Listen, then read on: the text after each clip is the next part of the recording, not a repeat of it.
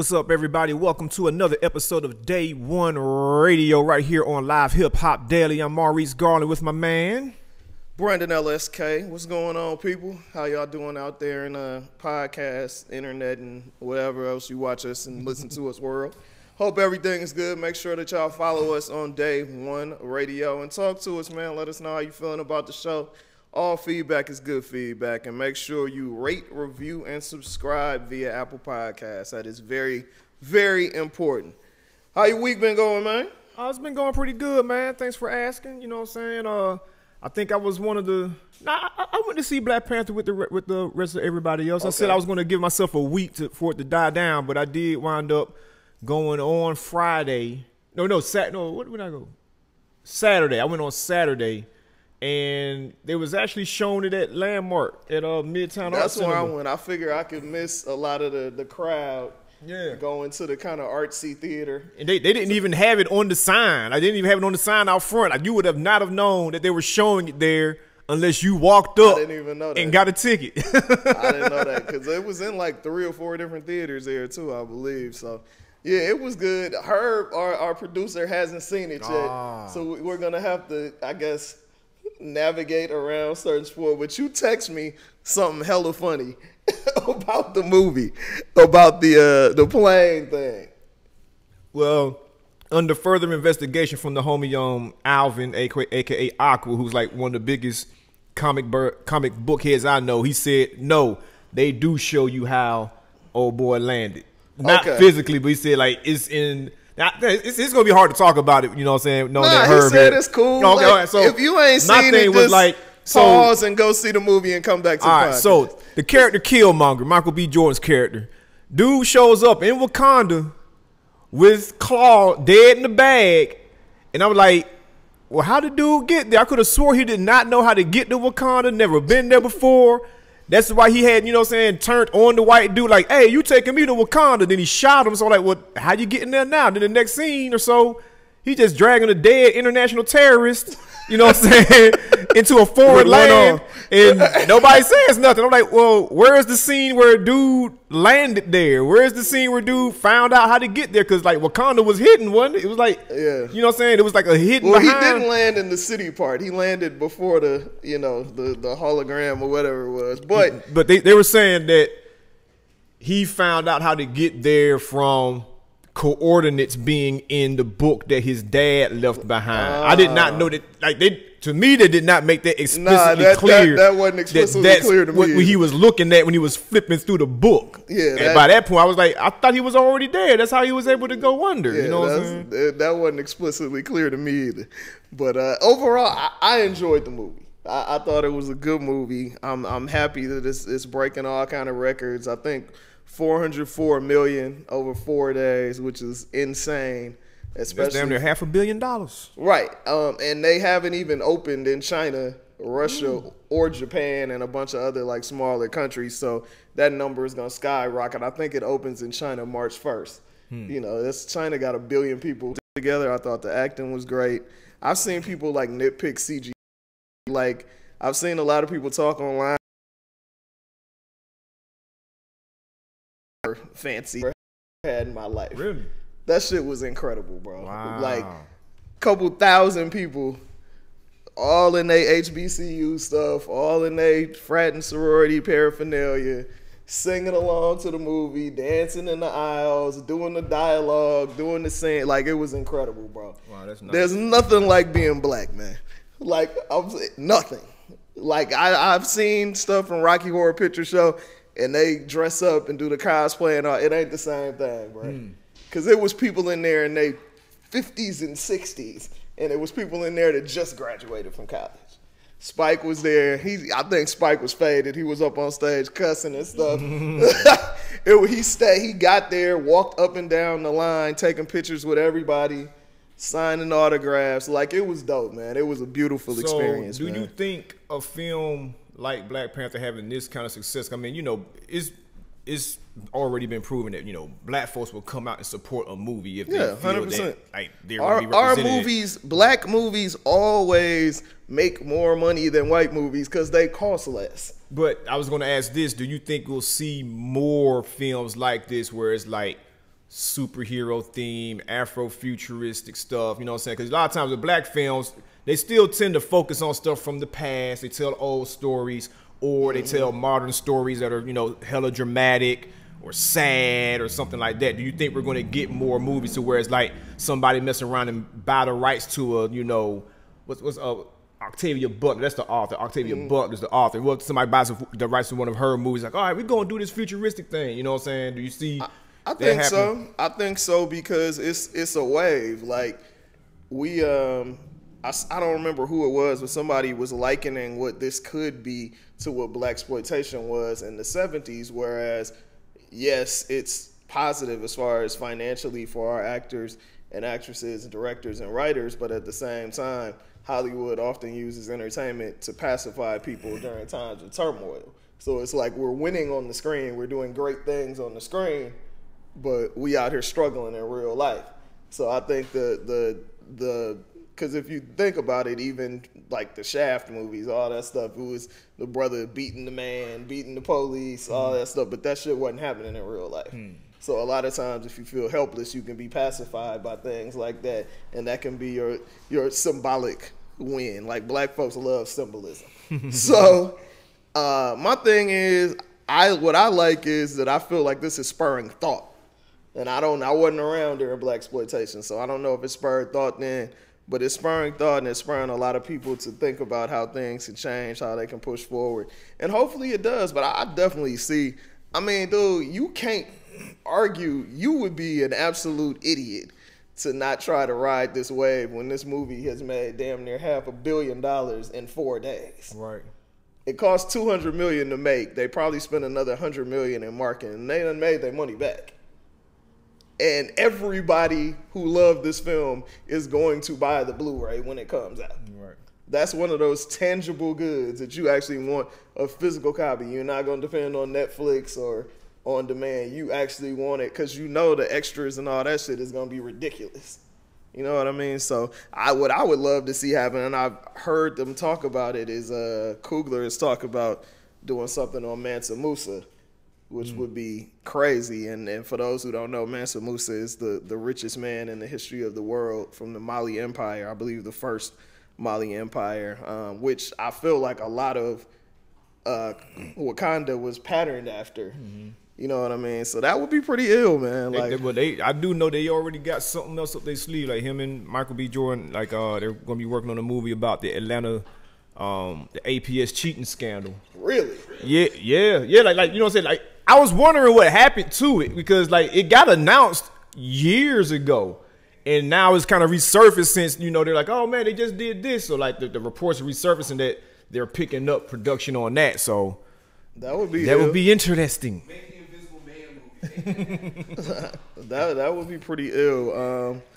So, did you watch the All-Star game? No. I watched All-Star Saturday night. I did not watch the All-Star game. So you watched the skills challenge? But yeah, like I had access to cable television on Saturday night. I did not have access to cable television on Sunday. I understand. Well, what did you think of the dunk contest? I thought Dennis Smith got robbed. Yeah, that was some funky scoring they did, man. Like that was weird. You know what I'm saying? That was very weird. That a man that missed the dunk got 31 points, and a dude that completed a double pump dunk the way he did got 39. Yeah, man. That was weird. Dude, and so many 10s were handed out that night too. That's man. Because, dude, you should not. Nobody who has never dunked at no point in their life should be a dunk contest judge. Yeah, I saw that. I was like, there is only one person up there that has ever dunked. Lisa Leslie. Dunked twice. Nah, Lisa Leslie's been dunking since like high school. But seriously, like if 5 people from high school could not vouch for you dunking at the playground, in the game, layup line, nothing, you can't judge a dunk contest. Yeah, I know DJ Khaled wasn't always big, but I'm pretty sure he's never dunked. Yeah, I'm damn sure that Chris Rock has never dunked. He don't look like he got an athletic bone in his body. And who was the other judge? Mark Wahlberg. Fuck out of here. I don't even discuss him. I don't even discuss him. He's The guy from Boston in the building said, "I can vouch. Yeah. He's never dunked." yeah. I don't fuck with Marky Mark at all. Is that why? Because of the whole what? I don't even know what that's some Boston shit. If y'all can hear him, he over there talking about. So yeah, the dunk contest. I thought it was cool. I like Larry Nance, bringing out his pops and all of that stuff. That was cool. I didn't know that they. This shows you how much I've seen it over the last few years. I did not know that they condensed it like that now. Yeah, like they condensed that and the 3-point weird. contest. I'm like, damn, it's over already. I'm happy that they don't have the fans voting anymore. That shit was whack. Mm-hmm. Even though I don't believe the fans actually voted, and that was the determination, it was whack. But yeah, it was some talent in there though. Like Dennis Smith can dunk, Larry Nance can dunk. Obviously Donovan Mitchell does his thing, so I like it. It's just Oladipo. They just got to figure out something to make it not so anticlimactic, man. Like. The way it ends is hella weird, and they have to be aware of that. I think they should consider getting rid of the gauntlet system, period. Like, if you're going to have 4 dunkers, have 3 rounds, and all 4 of them dunk in every round instead of doing the gauntlet thing. Because, like, now, that dude that, like, missed the dunk was like, oh, man, he would have killed it if he made it. He's, like, out. And it's like, damn, ain't no telling what else he had up his sleeve. If he could have completed that one dunk. So they should have all 4 of the dunkers competing all 3 rounds and get rid of the gauntlet, semifinals. The other reason I agree with that is because there's a lot of filler in between the dunk contest, the 3-point contest, the skills challenge. Like, bro, make the actual stuff that people came to see a little longer. And cut out. Oh, you talking about like all the NBA cares performances? I ain't gonna call the NBA cares filler, but it's just stuff that didn't nobody come to see. Like, man, who cares? It don't take that long to pull 5 racks off of a court and sweep the court down so fools can dunk. Yeah. Like, just let them do their thing. Like, but the game was actually good. You missed a hell of an All-Star game. I heard the game was actually one good of the best All-Star games I've ever seen before. Do you think they're going to take LeBron's advice for next year, where they said you should have the players show up the day before and they pick who they want on their team the day before? That way, that prevents the whole, oh man, my guy got injured, now I got to play with somebody that I ain't even pick. You know what I'm saying? So, like, do you think they should line them up old school style day before, so you know that who's there, you know who's gonna be there, and you pick them? Why not? I mean, they can do it before. Like, they practice the day before the game anyway, and I believe I know the practice is definitely open to media. So why not do it there? Give people a reason to come. And they have the NBA. They used to call it the jam session. I don't know what they call it now. So that would be dope if they had it there and just do the picks and all of that. That would be hard. So speaking of one of the judges, did you watch Chris Rock's Netflix special? I haven't seen it yet. It's pretty damn good, man. Like, it's Chris Rock. I mean, Chris Rock has had his hits and misses. You know, it ain't been a bad Chris Rock special. In some of them have had their moments. It's like, I can only remember but so much of Kill the Messenger. You know what I'm saying? Like, he's had his moments, but. Yes, I do think it's better than Dave Chappelle's joint, because like Dave Chappelle to me, Dave Chappelle to me, like I said, like these last we can count 4 Netflix specials. I think I can actually say I liked one, and another one might have been alright. You know what I'm saying? I haven't watched the last. I watched the first 30 minutes of the ones they dropped New Year's, and I haven't got back to it. I just but this Chris Rock one, man, it's like it's some grown man shit. Like, and he was very open about, the end of his marriage and what he contributed to the ending of his marriage. You know what I'm saying? He was very open and vulnerable about things that, cats really ain't making. You don't hear them making too many jokes out of. You know what I'm saying? And then, like, he spent a long time going off on the police. You know what I'm saying? Like, exceptionally long. You know what I'm saying? Just like, goddamn, what the fuck? But, like, some of it also reminded me, rest in peace, of like Patrice O'Neal. Like he went like down some Patrice O'Neal avenues too, which made me think like, I wonder if he was watching a lot of Patrice O'Neal You know what I'm saying? While writing these jokes. It could have been that divorce. Yeah. Cause like a lot of it, I was like, damn, I'm hearing a lot of Patrice O'Neal type stuff in here. So I wonder how much of an influence that had, you know what I'm saying, on his writing. But no, it's definitely worth checking out. Out of like the string of Netflix specials that have been dropping, like I think he's already kind of like put himself at the top of them. You know what I'm saying? Because I mean, a lot of these Netflix specials, they've just kind of been okay. Like you're surprised to see them. You're like, oh shit, Cedric the Entertainer on Netflix. Oh damn, Cat Williams got another one on. You're like they got everybody. But then when you sat down and watch them, you're like, yeah, it's all right. You know what I'm saying? D-Ray Davis was tight though. Where did he film that? He filmed it here. It was in Atlanta, yeah, but I don't know where. I don't know where. I was looking like none of this looks like the D-Ray Davis one is tight. I ain't heard too many people talk about that one. The D-Ray Davis, wasn't too tight. huh? It was cool to me. I like the D-Ray Davis one. That shit was funny. Yeah, it was cool. Was it better than Monique's special?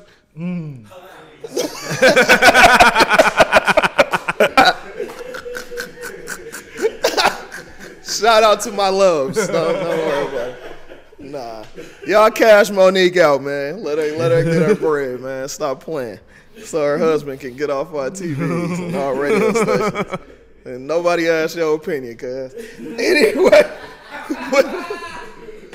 But anyway, dude, so All-Star Weekend, it was a lot of music that came out. A lot of it I have not listened to, but one that I have been playing like crazy is Nipsey Hussle Victory Lap. Have you got a chance to check out some of it? I have, man. I have. And it's like, I like what I heard so far. It's like, I need to go back and listen to it because, like, when I tried to listen to it, I was just in one of them moods where it's like, I don't really feel like listening to rap this second. Yeah.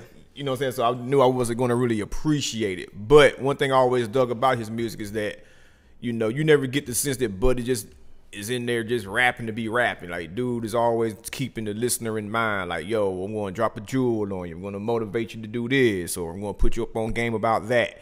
You know what I'm saying? So I did definitely catch those same Nipsey vibes from this album. You know what I'm saying? So I appreciated what I heard so far.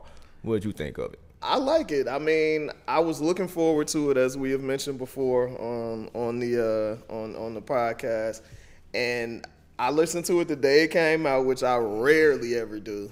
And I was feeling it, man. Like, it's a lot of songs on there I like. I think it kind of, it's 16 tracks. I think it kind of lulled a little bit in the middle. Yeah. But then it picked up steam again at the end. I was surprised the joint with Swizz wasn't on the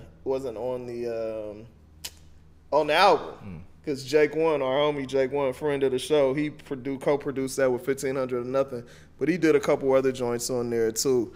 So it was actually, you know, a pretty good look. I wasn't mad at it, man. And he had LA on fire for sure. Like, that marketing was super on point, man, for sure. So I'm happy about that, man. And I think he gave a lot of game as well, which you expect from him, from his interviews and just him maturing and everything. But I've even seen like magazines and websites come out with like the 20 most important or 20 best lyrics from Victory Lap. So, and people don't really look at Nip as a lyricist like that, but he's saying some real shit. Yeah. So you kind of gotta respect it. It's like, you know, his kind of music, like it's from that, you know, Jay-Z, Rich Forever era Rick Ross, you know what I'm saying? Where it's like when you listening to it, it's almost like you're like internalizing the shit more so than, oh man, you hear what that nigga said? Let me rewind it. You know what I'm saying?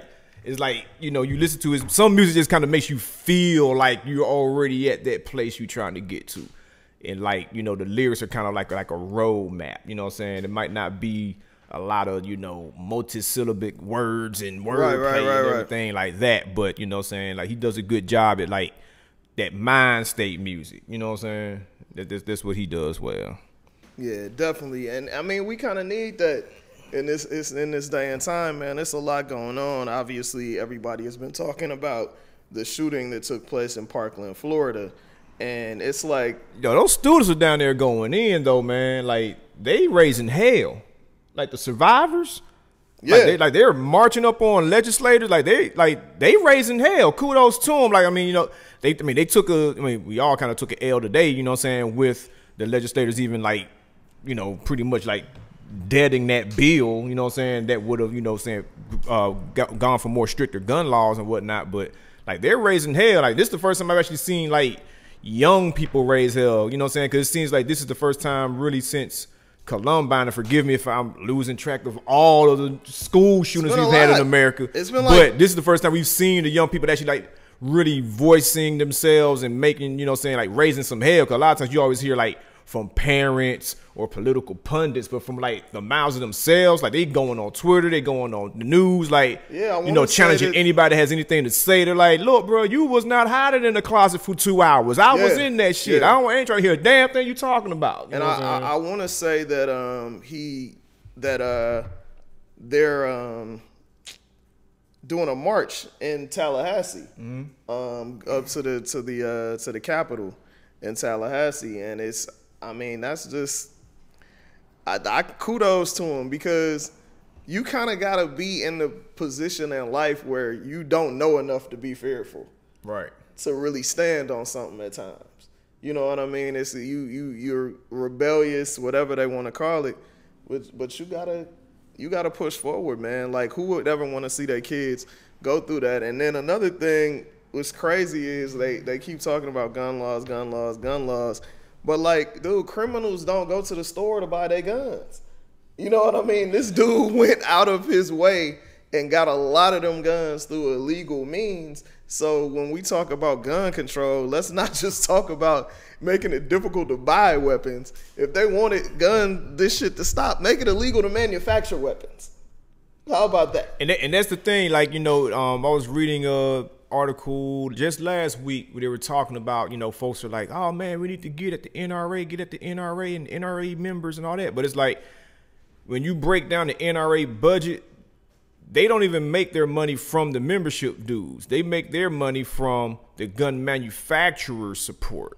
So it's like they're not even fighting the war for their actual members. You know what I'm saying? It's like only a small fraction of their budget. They get all their money from the gun manufacturers who are buying advertisements in their multiple magazines, you know what I'm saying? And, you know, funneling money towards them for different things. So it's like, so you're right to that degree, man. It's like, it's the gun manufacturers that people need to start, you know, like setting their sights on. And we also need to stop putting this shit on mental illness, man. Like, there are people out there that are really mentally ill, that really have disorders, that ain't out here killing people. Like, so stop that shit. Just because somebody is bipolar or even schizophrenic or suffers from PTSD don't mean they going to shoot up a school or shoot up a concert. Like, everything is a scapegoat situation. Like, they always trying to find some disenfranchised segment of the population to put shit on. If you ain't putting it on Muslims, you putting it on black people, you putting it on the mentally ill, you putting it on Latinos. Like, dude, this bullshit.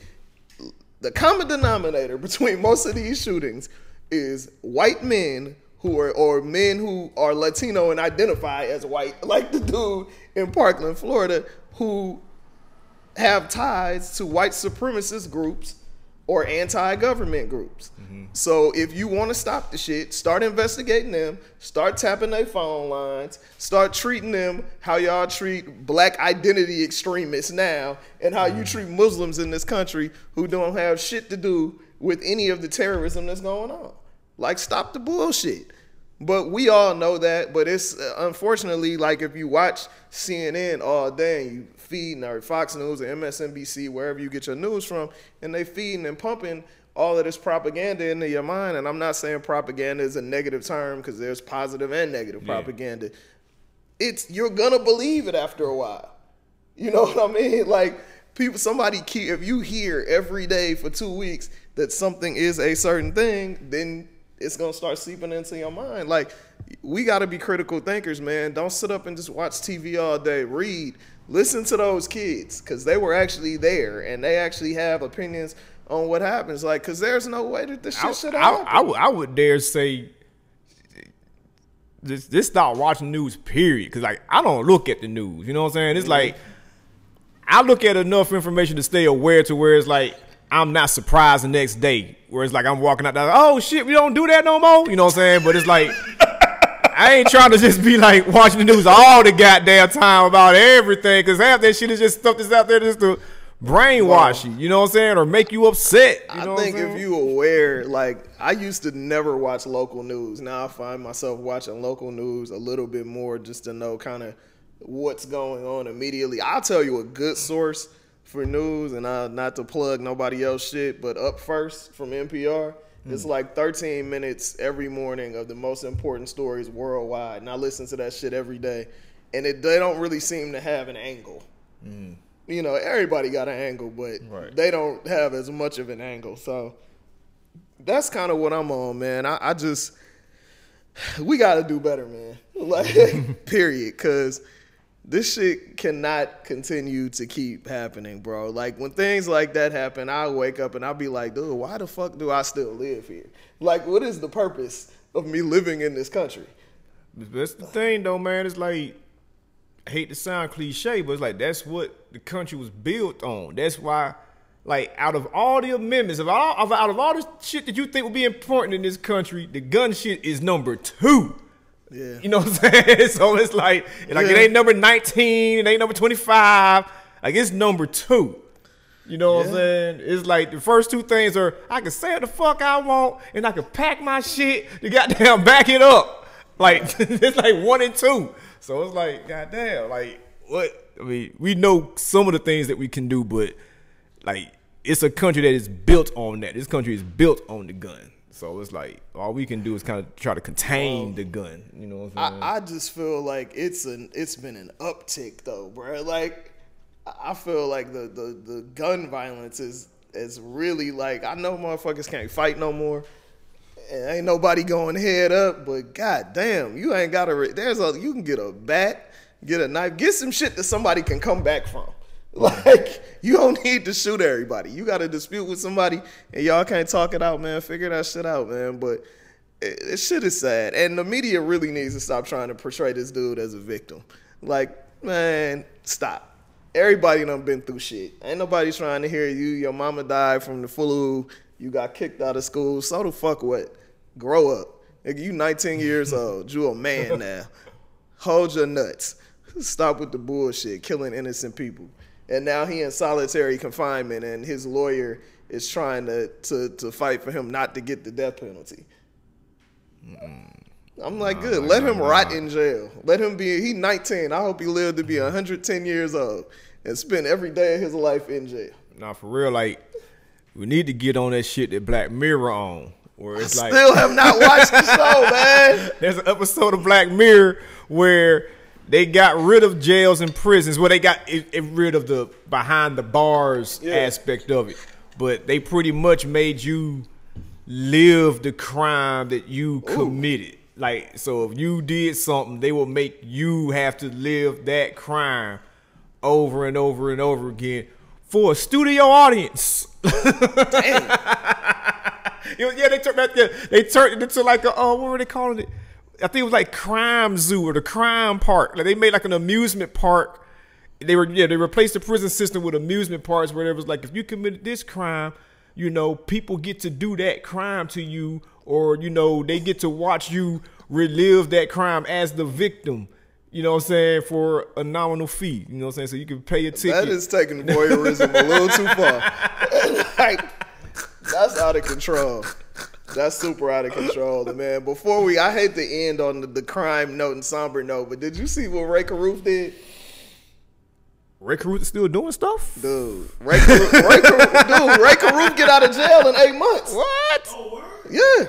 Ray Caruth getting out. So he wrote an open letter, 14 pages, apologizing for the crime. And I believe in the letter he says something along the lines of wanting custody of his son when he gets out. Oh. Like another kid or the kid that the kid didn't die? Trying to kill. Well, he tried to kill the baby mama, but she was pregnant.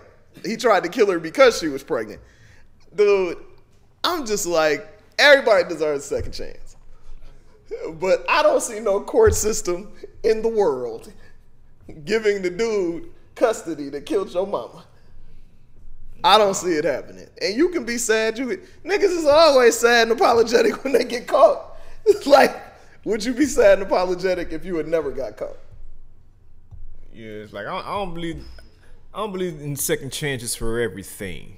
Like, there can be second chances for certain things, and that's not one of them. That ain't one of them. So yeah, man, Ray Caruth get out of jail, and he wanted. The weird thing is the mother. I believe the child's grandmother has been taking care of the child all these years, and the letter is clearly to her, but it was penned as an open letter. Like, I'm like, why didn't he just send it directly to her?